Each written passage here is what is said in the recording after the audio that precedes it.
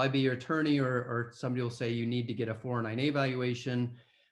One point of clarification I want to make here that a lot of founders get confused on is that your 409A valuation is simply a compliance valuation for the IRS. The IRS wants to make sure that you're not setting the strike price of your stock options too low. So your 409A valuation is typically done by a third-party provider that will come in and set and say, this is what your common shares are worth. And you typically want that to be low because it will benefit your employees as you trying to attract top talent, and they want a low strike price on their stock options.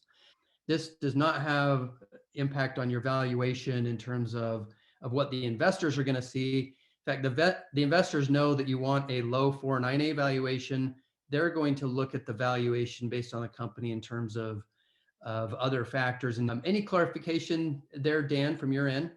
Typically, you're going to be getting 409A valuations once you've started raising money or started having, significant revenues where you can point to there being some value attached to your stock. Most companies, when they're first starting out, don't get a 409A valuation before they've raised money or started selling any products, just because the value of your stock is pretty easily determinable as, very, very low at that point, 0.001 per share or something along those lines. And so the 409A does kick in. You really want to start getting those when you start issuing stock options after you've started raising money or had revenues.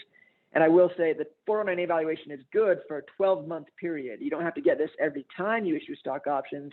It's good for 12 months or up until the next financing event.